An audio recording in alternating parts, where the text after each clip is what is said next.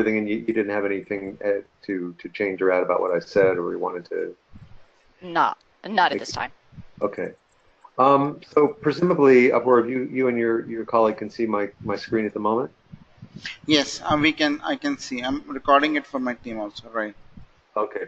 What you're looking at is called IRI Workbench, which is the front-end graphical integrated development environment for the Veracity ETL platform, as well as all the other Veracity data management platform functions.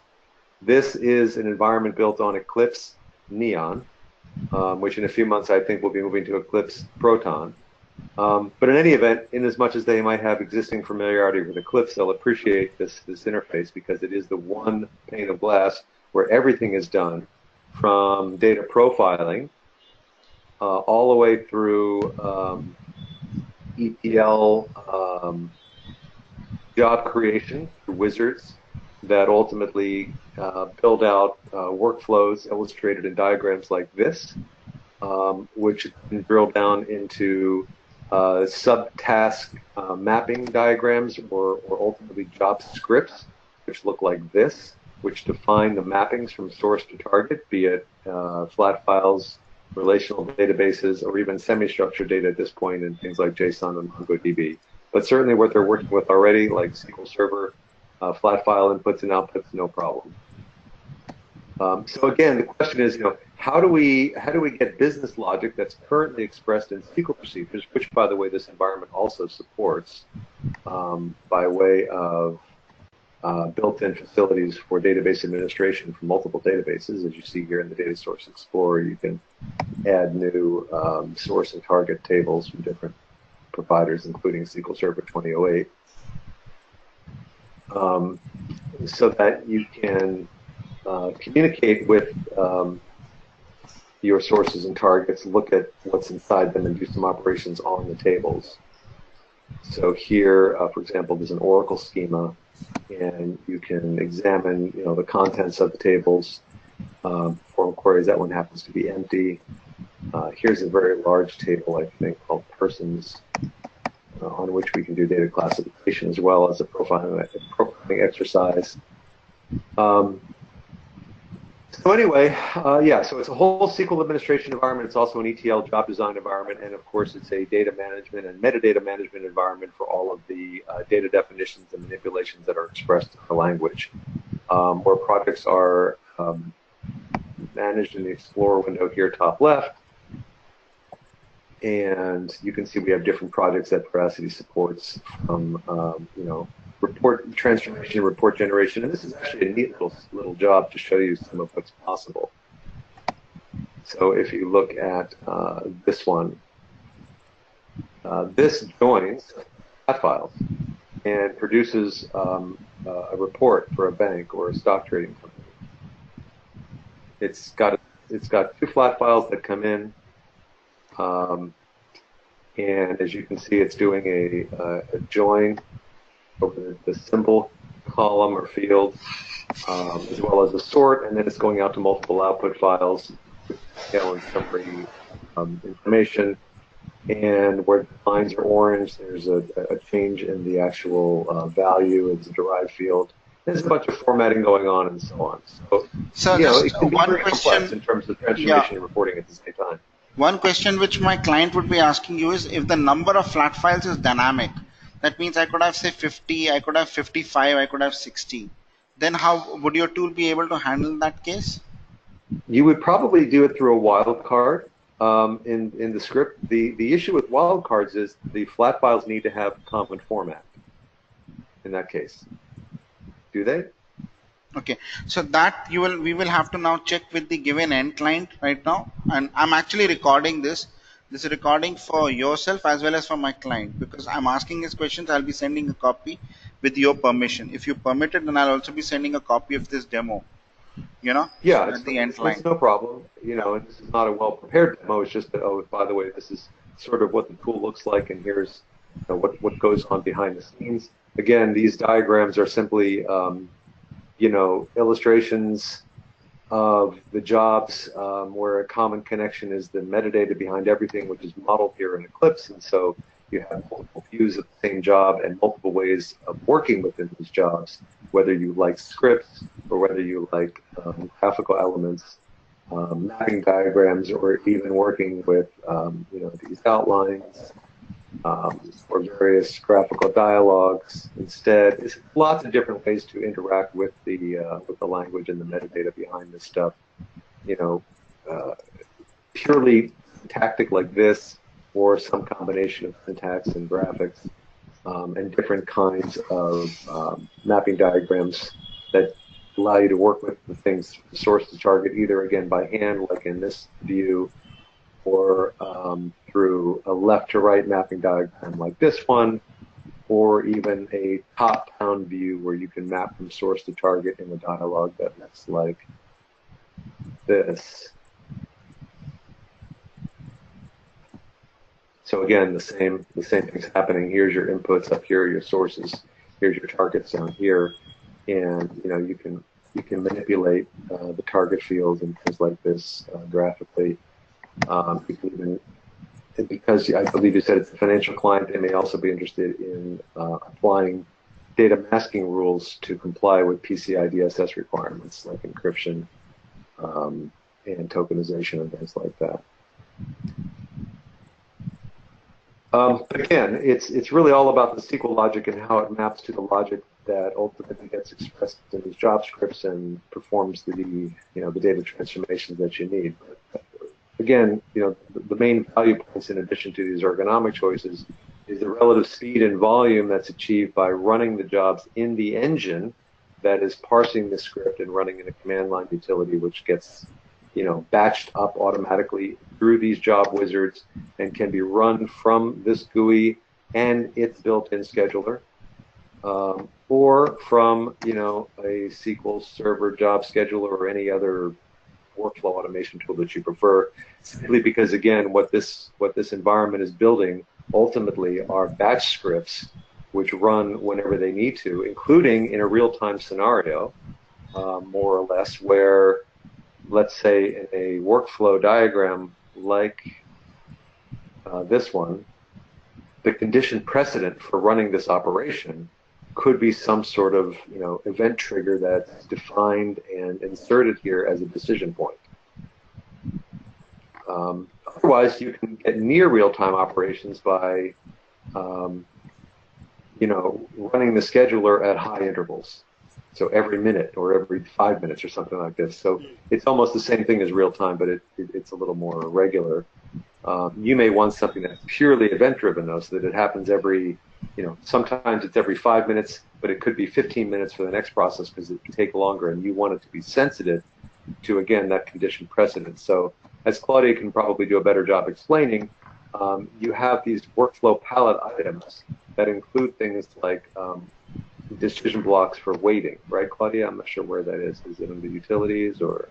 It's in the transform mapping diagram. It's not in Flow. Oh, okay. Oh, right, because you want to insert those decision points before each individual job, right? Is that why? Sorry, you were right the first time. The decision block is in Flow. Okay.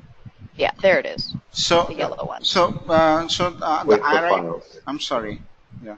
So RIT, one of the things which the end client has is, and they could be asking you on these lines is, in case a flat file is missing, then there is also an email facility for sending it to the requisite decision holders, or if the process stops for a particular flat file.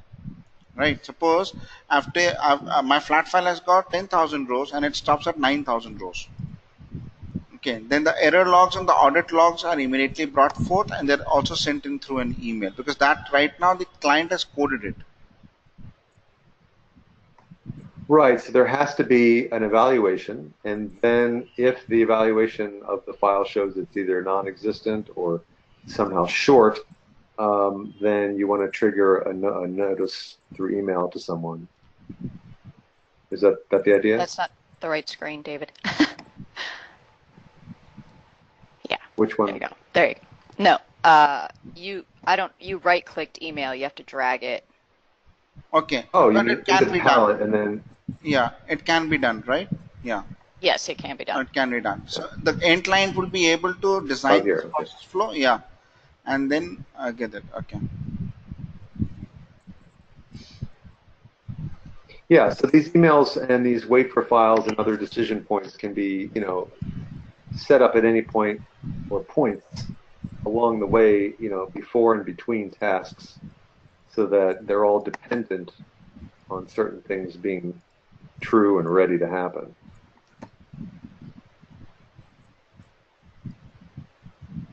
Um, Okay. so yeah, there's lots of different ways to work with the tooling. Again, ultimately, what gets built by this flow, which can include those decision points, is a batch script, which itself could be scheduled independently with its own dependencies. So you can get more elaborate with this stuff. I'm trying to show them the actual batch file, Claudia. Output examples. Okay. The folder above. Yep. It should be at the bottom. Telecom.bat in this case. Yep. So you could run it from here by opening it with a system command or our the Eclipse run as configurations.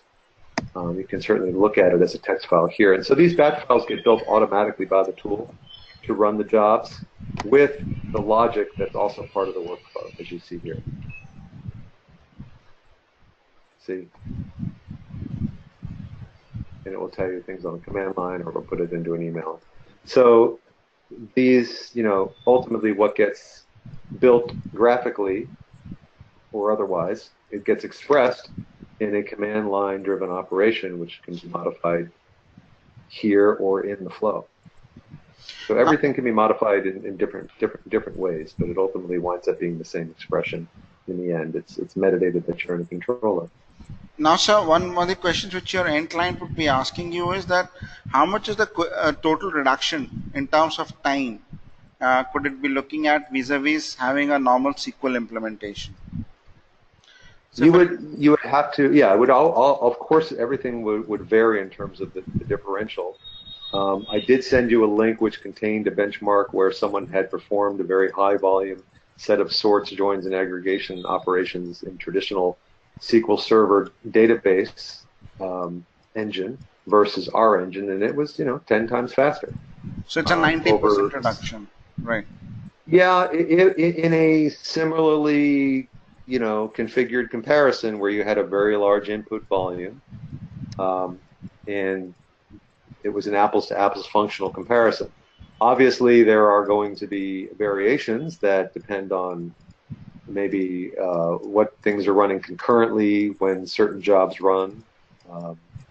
But in a clean environment with an equal benchmark, you could see as much as that improvement. Okay, so it's a 90% reduction, right? In terms of time. I would say up to 90% is theoretically possible based on the benchmark that we were given, and that was just a few years ago, and that's why that particular company had chosen our tool to replace SQL Server as the core engine for the processing with our own. Okay, that's fantastic. So it should meet my end client requirements if we convert it. So my team's role, sir, would be to understand the SQL logic, design the staging and the ODS area as well as the business logic, and thereafter we'll transfer everything to your tool, right? Yeah, that's right. And our tool again has these job scripts which perform one or more functions. As I showed you, here's the particularly elaborate one that we have in our example directory here. This one is doing the join, and you can see some of the logic that's built in here. You have this specification, and here's where we actually use some SQL syntax to perform our join, a full outer, where we actually sort at the same time as we join, and at the same time we produce multiple outputs which contain more business logic specific to each target. So here, for example, we're doing some aggregation logic based on cross calculation. You see, so we're multiplying the value of the data in this column from one of the inputs with the data from another column from another input, and then we're aggregating on the cross-calculated results from each column. Here in another target, we're doing some conditional analysis where, you know, when these things are not equal to these things, then you say they're not equal. Otherwise, you multiply them to provide a product. In another target, we're formatting the output in XML, and we're doing some filtering. In another target, we're embedding HTML tags in the description of the detail and summary records, where you also see some selection logic being applied and some aggregation logic, and some conditional formatting of the data based on the value. So this can be a very elaborate type of task consolidation, where you're seeing the combination of data integration and reporting in the same job script, the same I/O pass.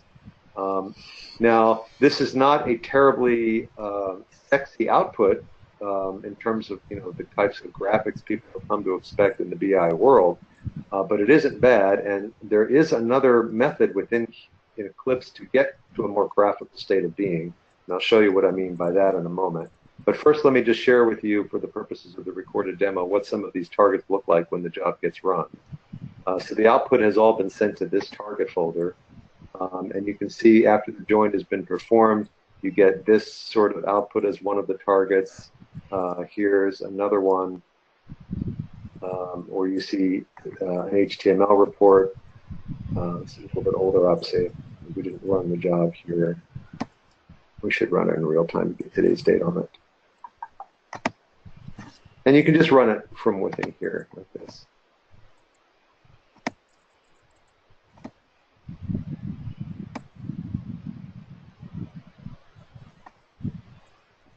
Boy, it's asking me to do a lot of changes and things like this. I didn't expect that. But yeah, it runs here. It took a second to run. It also, one of the outputs was also on the command line, because standard out was one of the specified targets. So you can see here it is a formatted report. And here's the updated one for HTML, by the way. You can see today's date at the bottom.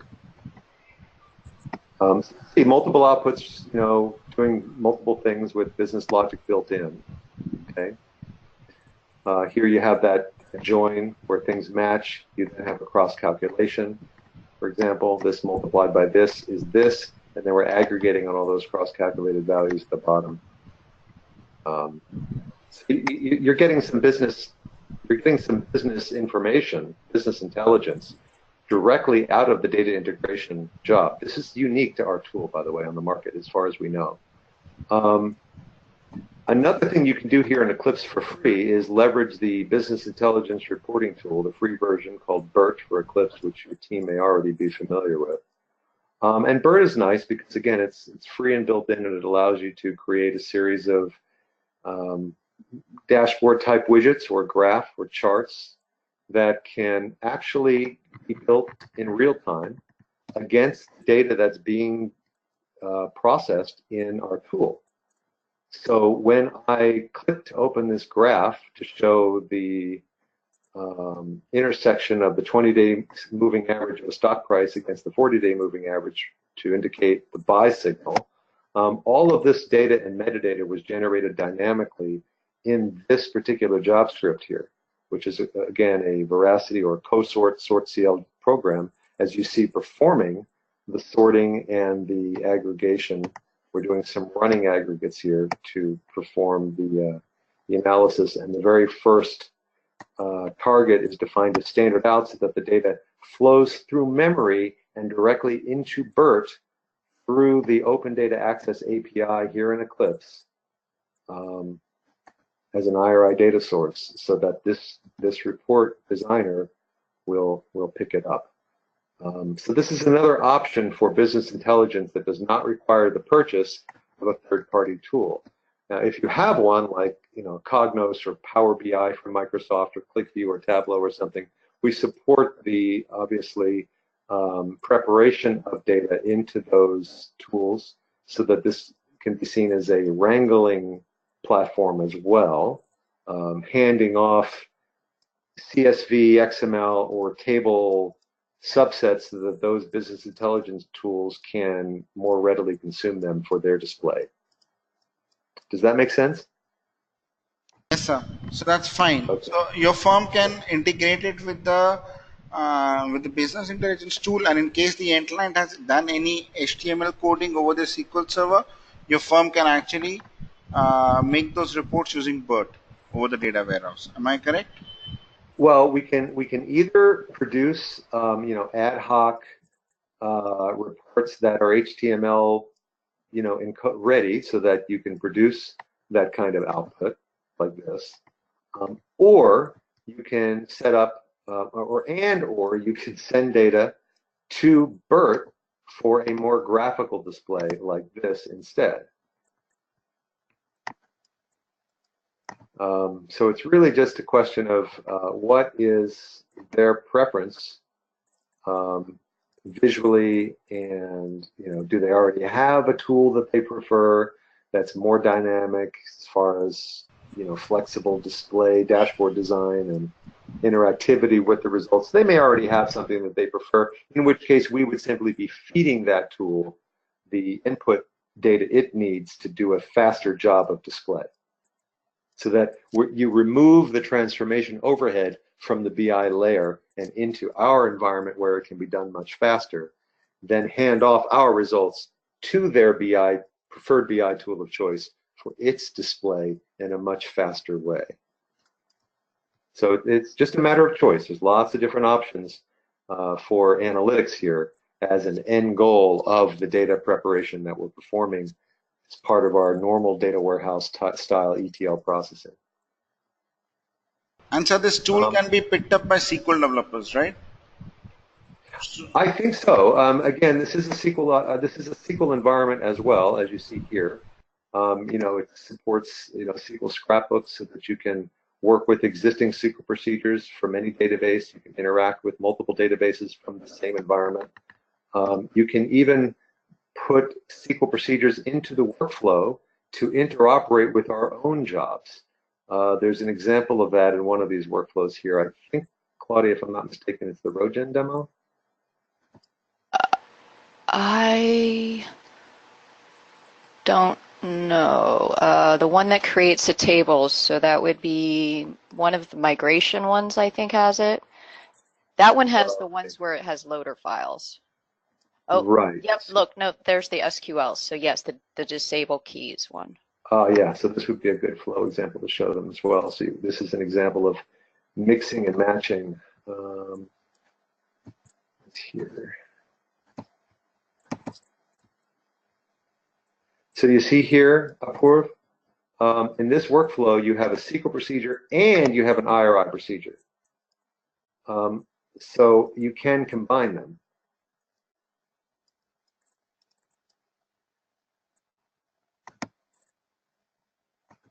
Are you still with me? Yes. Okay. So yeah, it's an environment for both, really, for SQL design and operations, as well as IRI jobs against the same table. So it's really a question of what needs to run at what point in the process. So this is a solution building environment as much as anything else, but it's also the main data movement and manipulation engine that it supports, and in terms of job design and deployment and modification and sharing and tracking and auditing and all that is built into this platform as well. But it's obviously a pretty decent cross-platform SQL administration environment as well. There's also extensions for Hadoop in here, and obviously for BERT, and shell operations for Windows and Linux platforms and Unix platforms. So Eclipse, I mean, this it literally has hundreds of open source and commercial plugins for any kind of development that you want to do. It's the whole world of Eclipse, from Java to C to to SQL, to COBOL, to IRI. You know, you can all do that within this same pane of glass. You know, even if you have to switch perspectives, you're not going very far afield.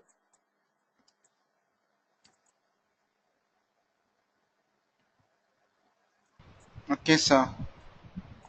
So, sir, with this, I'll actually, I think I'll send the copy of this recording. I'll mark it to your team, and then the next stage would be that the end client will ask you for a demo if he asks, and then we Sure. can take it up from there. And your firm will have to indicate on the mail what date and time is fine with you.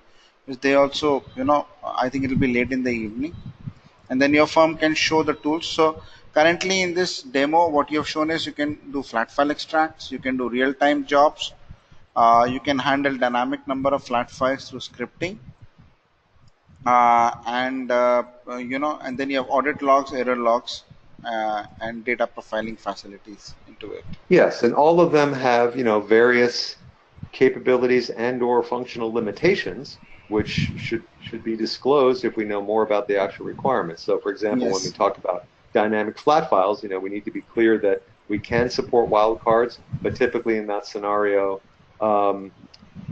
the formats of those files should be the same. If not, we may need to have several different kinds of scripts pre-built to handle that scenario. So there's different ways to approach it. There's always a way to approach it. It's just a question of how convenient one way is versus another, depending on the circumstances. So these are the kinds of finer points we would be working out through the implementation. But I wanted to give at least you know, an opportunity to take the broad strokes through the platform so you understand how it works and what some of its ergonomic design options are, and pointing out again that it's Eclipse, so all of these metadata assets are also you know, shareable through any compatible source code control system here like Git, so that one can move projects and jobs and SQL procedures and everything into a local or cloud-based repository for team sharing that supports version control and change tracking and security and things like that. So again, a very robust solution development environment where there are also a lot of runtime options, as many runtime options as there are design options. So anyway, we're hoping that's useful. Yeah, so one of the other thing is they'll ask you about the cost. So what's the cost going to be like, and how does it work? So I think I may have already shared with you the subscription document for the Veracity platform, and I can certainly do that here again. Tell you what we mean by this.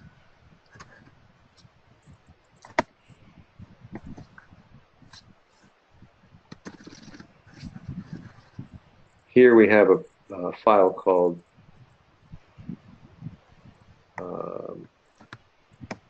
Veracity Licensing and Support Policies 2018, where we show the platform costs on a subscription basis annually, depending on the number of servers that they want to deploy the engine on.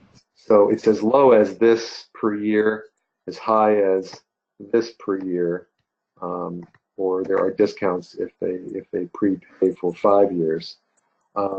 But this number of servers is not a number, it has nothing to do with the number of users or the number of data sources or the size of the sources or anything else. It's simply how many machines or host names are running this executable, which is called SortCL. This is the Sort Control Language program, originally released in 1992, which is, had 26 years of enhancements.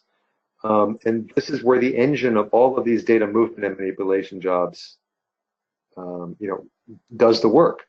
And so it's the host name on which this engine, how many host names, not how many cores are configured on those host names, how much memory, how many users, how many, none of that. Only how many actual machines do they need to run this on? And that's the only thing we look at for the purpose of pricing. So it's very simple.